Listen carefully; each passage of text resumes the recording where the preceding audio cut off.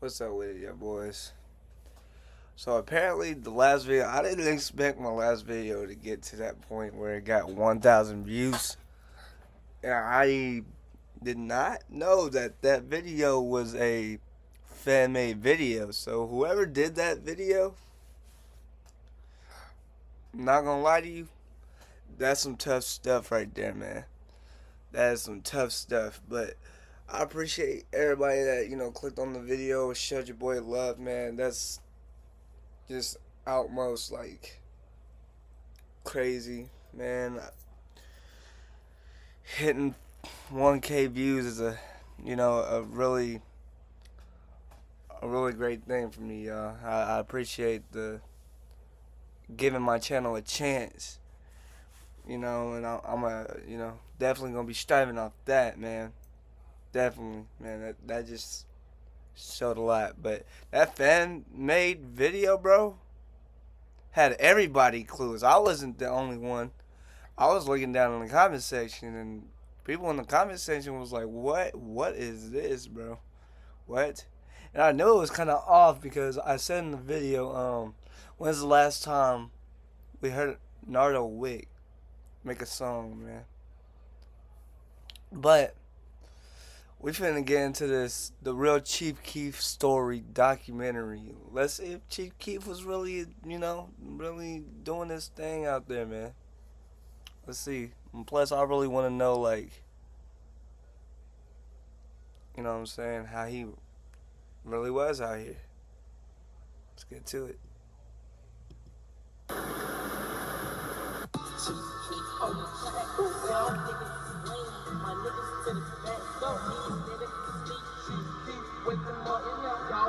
He had some bangers. He had a lot of bangers.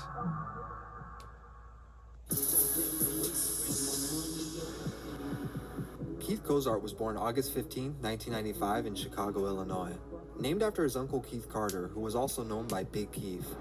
He was raised in the Parkway Garden Apartments, or O Block. O Block is located in the Washington Park neighborhood in the South Side. It's known for being one of the most... Which, by the way, I think Obama and, or Michelle Obama, either one of the two lived here, I think. dangerous, if not the most dangerous blocks in the city. The area is predominantly controlled by the Black Disciples, or BDs, which Keith would become associated with at a young age.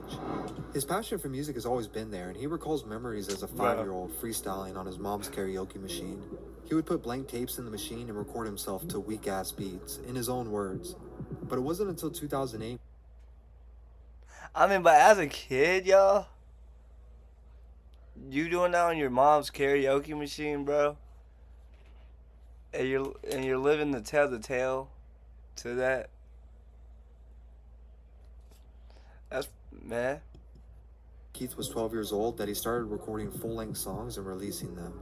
This was after he met DJ Ken, a Japanese music producer who had just moved to the United States and was living in Chicago now. DJ Ken would meet him through his uncle Big Keef while walking his dog one day. The two became acquainted and started talking about making music together. Over the course of a year or two, they would record multiple songs while learning the process.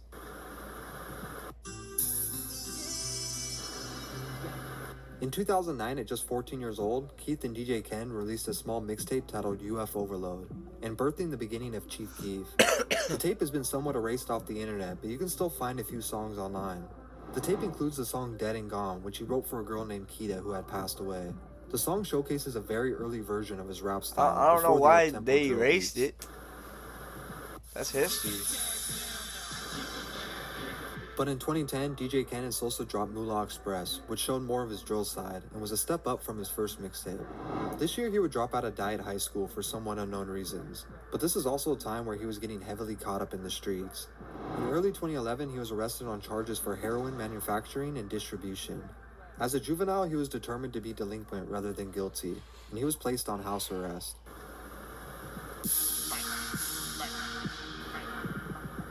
He continued to work on music and released 2 mixtapes in 2011.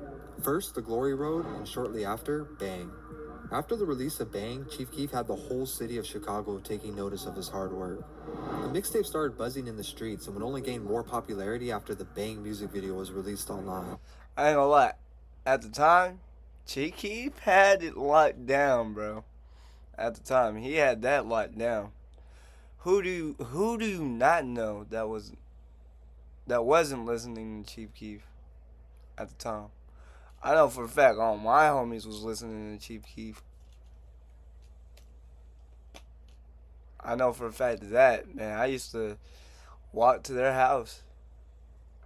One of the homies would have Chief Keef on the big screen, volume up and everything, bumping that thing. Like, what the heck? Chief Keef wasn't just a 16-year-old writing lyrics he thought sounded cool, but rather documenting the life he was really living in Southside Chicago. Shortly after the release of Bang, he found himself in some trouble once again. Keef is really Keith Cozart. Earlier this year, Cozart did 2 months in jail for probation violation, probation from a conviction for pointing a gun at a police officer. In late 2011, he was leaving his grandmother's house holding a coat over his hands. A police officer stopped him. Keef dropped his coat, flashed the handgun at an officer, and ran away. The officer chased him down the block to where Chief Keef turned around several times, pointing the gun at him, causing the officer to shoot a number of rounds. Hold on, bro. Hold on, yeah. My bad. Hold on. A lot just went down right there. Hold on. Keef dropped his coat, flashed the handgun at an officer, and ran away. The officer chased him down the block to where... Like, why would you do that? Like, really think.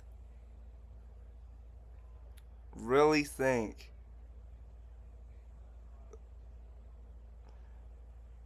That's crazy.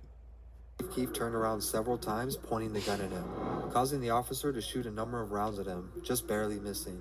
He was eventually ran down and He coulda caught with got a loaded killed. weapon. He was arrested on multiple counts of aggravated assault and unlawful use of a firearm. He was held at the Cook County Juvenile Detention Center until a judge sentenced him to home confinement at his grandmother's. While confined to his grandmother's house, all he could do was perfect his craft. It was here that he would meet another producer through Facebook and mutual friends, and this would change his sound forever. Chief Keef and Young Chop would meet up at Keef's grandmother's and begin collabing, recording a number of songs, but it wouldn't take long. Young Chop, producer for his, one of his most famous albums. I wonder what happened to the other producer, bro. What happened to him? For the two to make a hit.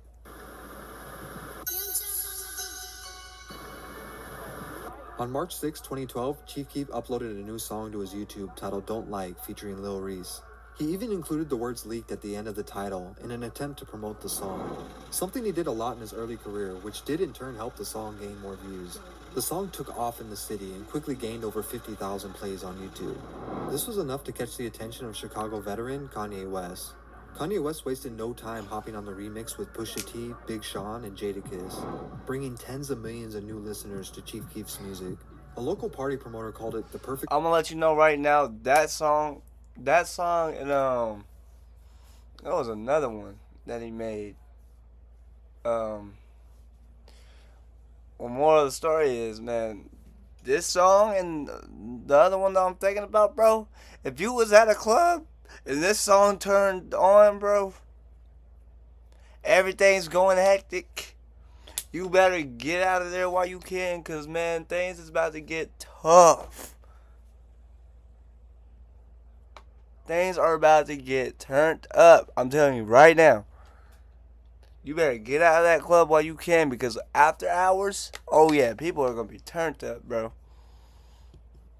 Chicago song, because people just hate everything out here. At 16 years old and what seemed like overnight, the name Chief Keef became a household name. It's With all still eyes on doing him, that. He released 4 mixtapes in a 6-month period leading up to his debut album. This started a massive bidding war between labels who were looking to sign the 16-year-old superstar. He ended up landing a record deal through Interscope, which also came with a second deal for his Glory Boys entertainment crew, putting his entire team on the map. Although his deal would amount to over $6 million over 3 years, it came with a lot of strings attached as well.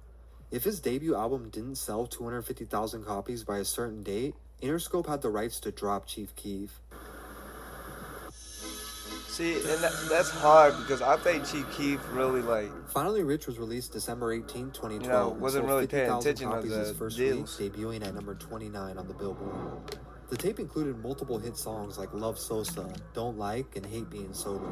Although these numbers were impressive for a kid who was living with his grandma just a year before, I used to love he Hate didn't Being meet the Sober. sales numbers Interscope envisioned. This would mark the beginning of an awkward relationship between Sosa and his label. He would often miss shows for no I still apparent mess reason with it. and continued to have run-ins with the law. He violated his probation multiple times, giving critics the impression he may not last long in the music world. In 2013, They said Chief that Keef about continued 21 to stay one of Savage. the most sought-after artists, who never left his fans without new music. He even had a feature on Kanye West's album, Yeezus. He dropped an additional 3 mixtapes that year, which included the highly anticipated Bang 2, which was released on his 18th birthday. The tapes would all do pretty well, but they also started to receive lower reviews, not just from music critics, but fans as well. It was apparent his flows that were so outspoken and dominant from his album and prior mixtapes were lacking in his newer releases. He went public stating his former lean addiction and bad mixing contributed to the lack of quality.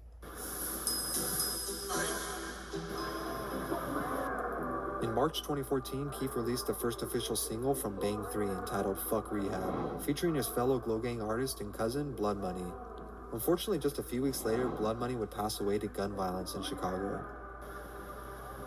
He continued to work on new mixtapes in between tours and started making beats as a new hobby. He would showcase this on all 3 of his projects in 2014, especially the tape Back from the Dead he That was a produced tough 80% by album. himself. But in That was October of tough. 2014, he announced on Twitter that he had been dropped from Interscope Records. He made the decision to relocate from Chicago to LA, where he picked up more hobbies like art collecting and old school arcade games. Even though getting dropped from his major deal may have sounded like bad news, it seemed to be good for Sosa, and if anything, it motivated him to go even harder into 2015. In the midst of all this, he would release a music video for Ain't Missin' You, which was a tribute to his late cousin Blood Money, aka Big Low.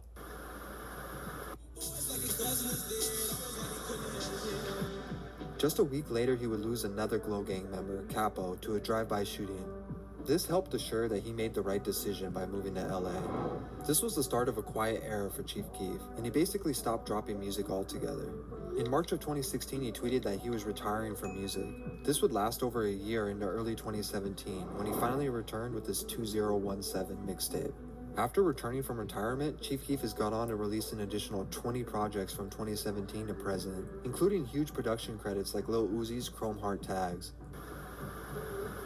In January of 2018, Sosa would once again find himself burying a cousin and icon Fredo Santana after he suffered a This seizure. one was a tough one. Despite losing countless brothers, Losing family Fredo members, and Santana, friends, bro. Chief Keef has managed to stay relevant almost a decade after his breakthrough song. He's been credited with influencing an entire generation of rappers Fredo after Santana him, was changing cold the too. sound of hip-hop and being one of the first people to put Chicago drill on the map.